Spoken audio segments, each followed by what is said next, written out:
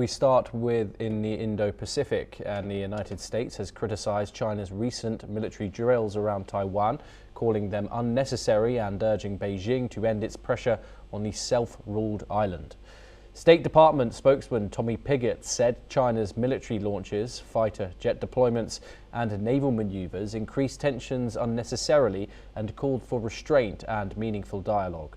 The drills, which took place on Monday and Tuesday, simulated a blockade of Taiwan's main ports, prompting Taipei to condemn the exercises as highly provocative. The move comes amid already heightened regional tensions, with the US warning that continued military escalation could destabilize the Taiwan Strait and the wider Indo-Pacific. Joining us now is Dr. Asta Chadha, an Associate Professor of International Relations. She joins us live from Ritsumeikan University in Kyoto, Japan. Thank you, as always. It is a pleasure, Dr. Chadha, to have you here on the broadcast. These exercises included simulations of blockading Taiwan's ports. How credible is a blockade threat in a real conflict, especially in terms between Taiwan and China?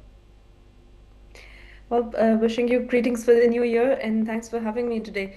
I mean, they are quite credible in the sense that, we need to look at how these military drills are framed by Beijing.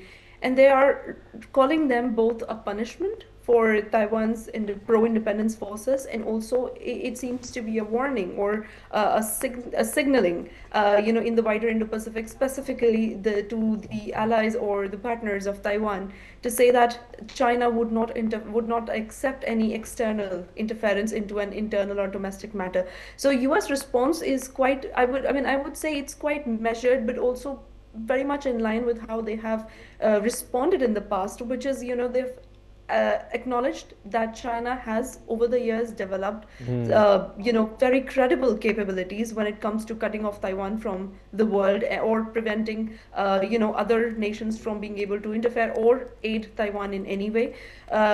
The US also acknowledges that China does hold a substantial, let's say, influence in terms of disruption of trade, or disrupting the global supply chains or shipping routes close to Taiwan Straits. And also the fact that these drills were conducted with a very specific strategic aim. There seems to be, a possibility always of miscalculation, wherein, this time the live fires were conducted in very close proximity of Taiwan, probably among the very few that have happened in the past in that close proximity. This significantly increases the risk of any sort of accidental kinetic conflict. So US response acknowledges China's capability, and also the fact that, the Indo-Pacific powers need to take cognizance of the situation, because this is clearly a provocation. Yeah, indeed. And of course, the US not only condemned these drills, Dr. Chadha, but recently, of course, approved an $11 billion arms sale to the island of Taiwan, its largest ever. How do these drills interact with US defense commitments under the Taiwan Relations Act? I mean, once again, it's one thing what US might say, its words might be more towards managing an uncertainty in the Indo-Pacific, but consistently US has maintained its position with regard to China as a strategic rival, despite it being an important, important node in the wider global supply chains.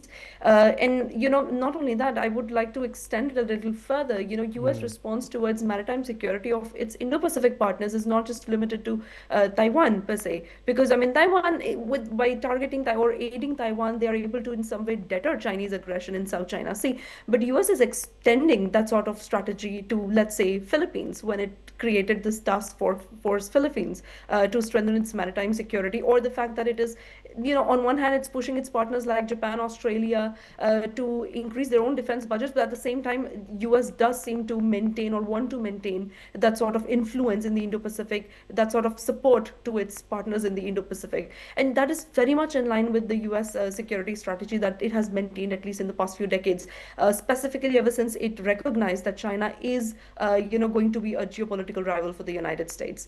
And hence you see that US 7th Fleet continues to do joint exercises, whether it's with Japan, or they're constantly trying to improve maritime domain awareness. And with that, this sort of commitment towards Taiwan's security, specifically this 40 billion defense plan, the idea is that the US should be able to commit to a certain extent, but because we are under Trump administration now, and we are currently seeing that President Trump would want these countries to also increase their own defense budget, we are seeing the move in Taiwan as well to build its own defenses. So it's no longer so that it no longer looks as completely dependent on the US or its partners, but develops its own defenses, and which is why you saw the Chinese aggression that we did in South China Sea or close to Taiwan Straits, because China clearly wants to signal that this kind of pro-independence forces in Taiwan would not be tolerated by China.